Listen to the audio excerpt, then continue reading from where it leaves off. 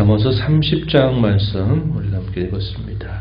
전체적으로 제 6번째 잠언집에 해당되는 말씀이고요. 이 잠언은 아굴이라고 하는 사람이 이디엘, 곧 이디엘과 우갈에게 이른 것이다. 아마도 그의 자녀 정도에게 아마 일러준 말씀이다. 이렇게 생각이 됩니다. 전체적으로 이 30장 말씀을 읽으면서 우리가 확인하게 되는 중요한 교훈은 겸손하게 사는 것에 대한 교훈을 우리에게 잘 전달해 준다 하겠습니다. 1절부터 6절에 이르는 말씀의 내용에서는 하나님 앞에 늘 겸손한 자세를 갖고 살 것에 관하여 말씀하는 내용, 또 하나님 앞에서 그가 자기의 삶을 여전히 겸손하게 하나님을 경외하는 자로 살고자 하는 그의 마음의 간절한 소원이 하나님께 드리는 기도를 통해서 또 잘 표현됩니다. 7절부터 9절에 이르는 내용이죠. 겸손하지 못한 자들에 대한 몇 가지 부류들을 소개합니다. 10절부터 14절 말씀 소개가 되고, 소위 숫자 잠언으로 알려져 있는 내용들이 이어집니다. 15절부터 31절까지, 그리고 마지막에 결론의 내용, 이렇게 쭉 구성이 되어 있습니다.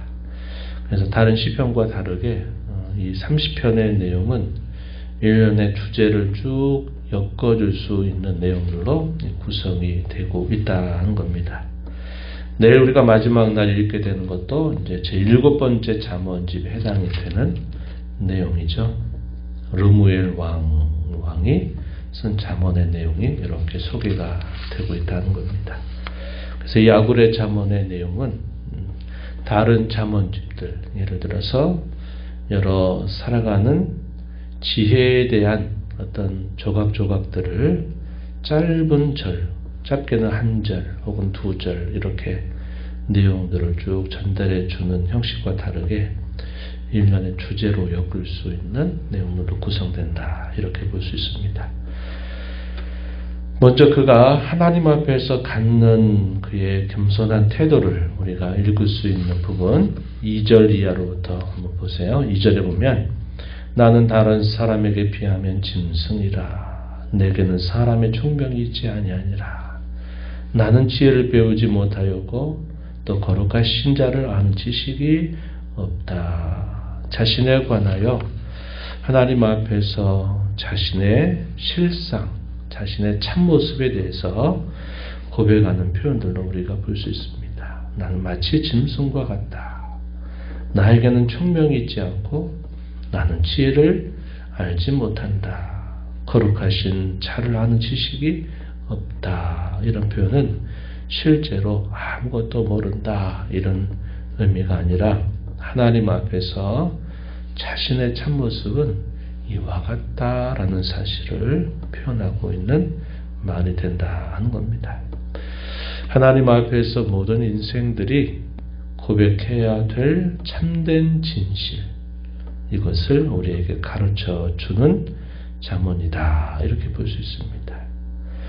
이것이 참된 진실이고 이것이 사실은 이게 하나님 앞에 겸손인 것입니다. 겸손은 우리가 통상 생각하듯이 사실은 아닌데 마치 그런 것처럼 말만 자신을 낮추듯 이야기하는 걸 겸손이라고 말하지 않아요. 겸손은 내가 많은 걸 알고 있는데 그냥 모른 척 모른다고 하는 거, 이런 식의 태도를 말하는 게 아니라 사실은 내가 하나님 앞에서 나는 이런 존재다 하는 참된 진실을 인정하고 고백하는 자세가 겸손의 모습인 겁니다. 사람들이 통상 생각하는 그런 거와 의미가 좀 다르다, 이 말이죠.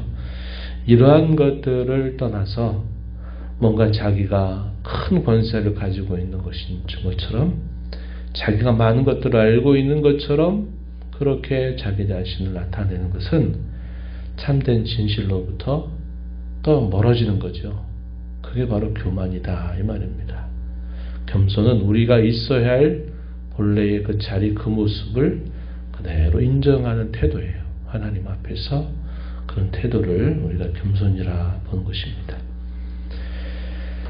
지혜 있다 여기는 자들, 자기가 뭔가 안다라고 말하는 자들에게 이렇게 반문합니다. 4절에 보면 하늘에 올라갔다가 내려온 자가 누구인지 아느냐. 바람을 그 장중에 모은 자가 누구인지 알고 물을 옷에 싼 자가 누구인지 아느냐. 땅의 모든 끝을 정한 자가 누구인지 아느냐. 그 이름이, 그 아들의 이름이 무엇인지 너는 도대체 알고 있느냐? 반문하는 것입니다. 마치 우리가 욥기서 38장에 보게 되면 욥과 그의 세 친구들이 계속적으로 논쟁에 논쟁을 거듭하는 이야기들이 세 차례 반복이 되다가 마침내 하나님이 그들의 대화 속에 등장하셔서 특별히 욥을 향해서 너는 장부처럼 내 손을 허리에 대고 내가 너에게 묻는 질문을 답변해 봐라. 하나님 이렇게 하시고서는 욥에게 계속 하나님이 질문을 쏟아 부으십니다. 근데 욥이 알 수 있는 일이 아니에요. 그것은 하나님이 하신 말씀을 듣는 것 외에는 알 수 없는, 대답할 수 없는 질문들을 계속 하나님이 욥에게 질문을 던지시는 겁니다. 내가 이것이 무엇인지 아느냐? 알면 너는 장부처럼 내 손 허리에 대고 한번 대답해 보아라. 하나님이 하시면서 욥에게 계속 질문합니다. 욥이 답변을 할 수 있을까요? 못합니다. 내가 무지한 말로 하나님의 이치를 어그러뜨렸습니다. 내가 잘못했습니다. 하나님. 이렇게 대답하는 욥의 모습을 우리가 떠올려 볼 수 있는 것입니다. 세상의 모든 지식의 근원이 되고 지혜의 근원이 되고 명철의 근원이 되시는 하나님을 떠나서 사람이 안다고 말하는 것, 사람이 뭔가 할 수 있다고 말하는 것은 대단한 교만입니다. 교만이에요. 자기의 근본 자리를 떠난 거죠. 그걸 교만이라고 하는 겁니다. 그런 자들 향해서 이렇게 묻는 것입니다. 우리가 어떻게 하늘에 올라갔다가 내려온 자, 바람을 그 장중에 모은 자, 물을 옷에 싼 자, 땅의 모든 것을 정한 자가 누구인가를 알 수 있을까요? 그분이 우리에게 주신 말씀을 통해서 우리가 알 수 있다는 것입니다. 5절 6절 말씀 보세요. 하나님의 말씀은 다 순전하며 하나님은 그를 의지하는 자의 방패시니라. 너는 그의 말씀에 토하지 말라. 그가 너를 책망하시겠고 너는 거짓말하는 자가 될까 두려우니라. 하나님의 말씀을 통해서 그분이 우리에게 알려주시는 말씀을 통해서만 우리가 알 수 있다. 그 하나님의 말씀은 순전하다. 그 말씀에 의지하는 자에게 방패가 된다. 그 하나님의 말씀에 너의 어떤 생각들을 더해하지 말아라. 말씀이 주는 그 한계, 그 정도, 바른 그 도리를 벗어나서 거기에 무엇인가를 더하거나 빼는 자세를 갖지 말아라 하는 자세를 가르쳐 주고 있다는 겁니다. 하나님 앞에 겸손한 사람, 그것이 하나님을 경외하는 사람의 모습이고 그 하나님을 경외한다 말하는 자는 그분의 말씀을 통하여서 그가 하나님을 알고 섬기는 자여야 된다는 것을 우리에게 보여줍니다. 하나님을 향한 그의 겸손한 간구의 내용을 그대로 소개하는 말씀이 7절부터 9절에 소개가 됩니다. 우리 너무 잘 아는 표현이죠.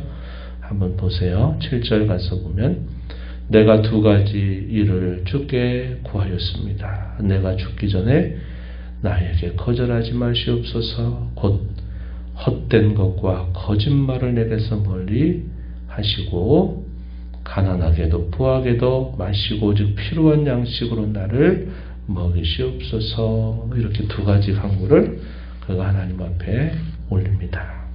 이것은 한 번의 간구가 아니라 그가 늘 살면서 하나님 앞에 잊지 않고 드리는 기도의 내용이다 볼 수 있는데, 역시 이러한 간구의 기반이 되는 것도 역시 하나님을 경외하고 하나님을 섬기는 겸손한 태도로부터 나오는 간구임을 알 수 있습니다. 헛된 것 뭘까요? 일시적인 것들, 상대적인 것들, 늘 변하는 것들, 맞는 것처럼 보이다가 나중에 지나면 아닌 것들, 이런 시간이나 여러 형편에 따라서 늘 변할 수 있는 것들, 이 땅에 속해 있는 것들은 궁극적으로 다 헛된 것에 해당이 된다 하겠습니다. 헛된 것과 거짓말을 멀리하며 살게 해달라, 이렇게 간구하는 것이 첫 번째 기도입니다. 두 번째 기도는 가난하지도 부하지도 않게 해달라고 오직 필요한 양식으로 자기의 삶에 필요한 것들을 공급해달라고 기도하는 내용입니다. 이 기도의 기반이 뭘까요? 하나님으로 만족하려고 하는 자세를 잘 갖고 살게 해달라는 기도입니다. 이유에 대해서 말하기를 내가 배부르면 하나님을 잊어버릴까? 하나님을 모른다. 여호와가 누구냐? 그분을 잊어버릴까? 나는 두렵고, 반대로 내가 가난하면 도둑질하고 먹고 사는 문제 때문에 내가 하나님의 이름을 행여나 욕되게 하지 않을까 두려우니 하나님 나를 부하게도 가난하게도 마시고 내게 꼭 필요한 것들을 공급해 주옵소서, 이렇게 아뢰는 것입니다. 우리가 부하게 해달라 하는 걸 강구하지 말라, 이런 의미는 아니죠. 우리가 여호와 하나님을 잘 경외함으로 그에 덧붙여서 부한 것을 얻는 것도 그것도 복이다 말할 수는 있어요. 물론 하나님을 멀리해서 얻는 일시적인 부라는 것은 언제 날아갈지 모르는 것에 지나지 않지만 하나님을 잘 섬기면서 그런 부를 얻는 것도 하나의 복이다 말할 수 있습니다. 그러나 여기서 야구리 하나님 앞에 드리는 그 기도의 중심은 내 삶의 이런저런 변화 때문에 내가 하나님을 잊어버리는 것이 두렵고, 내가 그런 것 때문에 내가 섬기는 하나님의 이름을 욕되게 할까 두려워서 그런 일을 내가 하지 않도록 하나님께서 내 삶을 주장해 주시도록 하는 기도입니다. 이런 기도, 우리가 잘 배워야 되는 좋은 기도의 모습이 될 것입니다. 이하에 주어지는 말씀에 보면 겸손하지 못한 자들, 어리석은 자들의 몇 가지 부류들을 이렇게 소개한다, 이렇게 볼 수 있겠는데, 10절에 보면 종과 상전 사이를 비방하는 일들, 또 그 다음에 소개되는 내용들, 아버지를 저주하며 어머니를 축복하지 않는 무리, 부모를 공경하지 않는 것이라든지 하나님이 세우신 질서를 무시하는 그런 일들에 대해서 경계하죠. 12절에 보면 자기 스스로 깨끗하다고 여기면서 더러운 것을 씻지 않는 무리도 있다. 불의한 자들에 대한 것들 소개합니다. 13절에 눈이 심히 높고 그 눈꺼풀이 높이 들린 무리가 있다. 교만한 자들을 소개하는 말이죠. 14절에서는 가난한 자를 땅에서 삼키고 궁핍한 자를 사람 중에서 삼키는 무리가 있다. 압제와 학대하는 이러한 자들, 겸손하지 못하고 어리석은 자들의 모습으로 소개해주고 있습니다. 그리고 그 다음에 15절부터 31절까지 소위 숫자 잠언으로 불리는 내용들이 소개가 됩니다. 15절부터 17절 내용에서는 족한 줄 알지 못해서 족하다 하지 아니하는 것 선엇이 있다, 이렇게 표현하죠. 탐심과 탐욕에 대하여 경계하는 그런 교훈들을 표현해 준다 하겠습니다. 대표적인 것들이 소개가 되죠. 16절에 보면은 수월, 무덤, 죽음을 말합니다. 이 정도 죽으면 됐다, 그만 죽어라, 이렇게 하는 일이 없죠. 아이 배지 못하는 태, 계속 찬절을 배우고 싶어 하는 그 노력을 쉬지 않는 거죠. 물로 채울 수 없는 땅이 이 정도면 충분하다, 이렇게 말하지 않는 말이죠. 족하지 아니하는 불도 어느 정도만 불쑤시개 같은 걸 집어넣으면 됐다고 그만 가져와라, 이렇게 하는 게 아니라 계속 집어넣으면 집어넣을수록 활활 타오르는 것과 같다. 만족하지 못하고 늘 불평하는 그런 태도, 탐심과 탐욕 이런 것들에 대한 경계, 자문이다 보면 되겠고, 심히 기이하게 여기고도 깨닫지 못하는 것도 선언이 있다 이렇게 말합니다. 18절부터 20절 내용이 소개되죠. 뭘 말합니까? 19절에 보니까 독수리의 자치가 그러하고 반석 위로 기어다니는 뱀의 자치가 그러하고 바다 위로 다니는 배의 자치를 알 수가 없다. 남자와 여자가 함께한 자치 또한 알 수 없다. 음녀의 자치도 그러하다. 이렇게 말합니다. 우리가 곰곰이 생각해 보면 맞아요. 그렇지. 자치를 남겨두지 않는 것입니다. 은밀한 것들, 또 범죄한 것들도 어떻게든지 그 자치를 남기지 않으려고 하는 그런 모습들이 표현된다 하겠죠. 세상을 진동시키며 세상으로 견딜 수 없게 하는 것도 있다. 선엇이 있다. 21절부터 23절 내용에 보면 뭔가 질서가 전복되고 또 잘못된 일들이 일어나는 것들, 이런 것들에 대해서 일깨워주는 자문들이 소개가 되고 있습니다. 21절, 특히 22절 보면 종이 임금이 된 것, 미련한 자가 음식으로 배부른 것, 미움받는 여자가 시집간 것, 여종이 추모를 잇는 것, 이런 것들. 24절에 보면 땅의 작고도 가장 지혜로운 것 넷 소개합니다. 개미, 여름부터 먹을 것들을 준비하는 개미, 약한 종류이지만 집을 바위에 짓는 사반, 임금이 없지만 질서정연하게 떼를 지어 나가는 메뚜기 떼, 또 손에 잡힐 만해도 왕궁에 있는 도마뱀, 이런 것들은 작으면서도 지혜로운 거죠. 하나님이 자신들에게 주신 그 본성을 따라서 성실하게 살아가는 것, 그 예를 우리가 소개받게 되고요. 마지막 숫자 잠언은 잘 걸으며 위풍 있게 다니는 것에 대한 그런 교훈, 29절부터 31절 소개가 됩니다. 여기서 말하는 것은 지도자들, 올바른 지도자들에 대한 교훈을 주고 있다는 것입니다. 마지막 32, 33절에서는 교만하지 말 것, 너와 다툼을 일으키는 것에 대한 경계를 쭉 주면서 이 아굴의 잠언이 마무리되고 있습니다. 오늘 우리가 읽은 이 30장의 내용은 하나님 앞에서의 겸손, 또 그 겸손을 위한 간절한 기도, 또 겸손하지 못해서 행하는 어리석은 자들의 여러 행태, 숫자 잠언을 통해서 우리가 어떠한 것을 경계하고 어떻게 살아야 될까를 또 가르쳐주는 지혜, 이런 것들이 쭉 소개가 되고 있다는 겁니다. 이러한 교훈들을 마음에 새기면서 늘 하나님 앞에 우리가 누구인가를 정확하게 바라보고 늘 겸손한 태도를 가지고 하나님을 섬기고 세상 사람들의 그 모든 교만한 태도로부터 늘 우리 자신을 조심하여서 하나님을 경외하고 그분으로 인하여 늘 기뻐하고 만족하는 삶을 살아가는 저와 여러분이 되기를 바랍니다. 하나님 아버지 감사합니다. 이 새벽 시간에도 저희들을 깨워주셔서 오늘도 말씀하신 하나님 앞에 저희를 부르시고 말씀을 듣는 자로 저희들을 인도하셔서 주의 말씀 붙들고 기도하며 이 하루를 시작하게 하심을 감사합니다.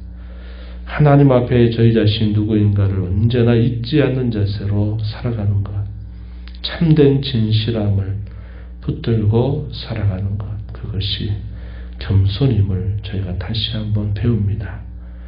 안 그런 마음을 갖고 마치 그런 것처럼 말로 우리를 자신을 낮춘 듯 하는 것이 겸손이 아니라 하나님 앞에 참된 진실을 늘 잊지 않고 붙들고 살면서 세상 가운데서 헛되고 험한 것에 마음을 빼앗기고 자기의 자리를 떠나서 악을 행하고 질서를 전복하고 자기 자신을 높이는 이런 모든 태도로부터 늘 저희 자신들을 잘 지켜 하나님 앞에 살아가는 저희들이 되게 하여 주옵소서.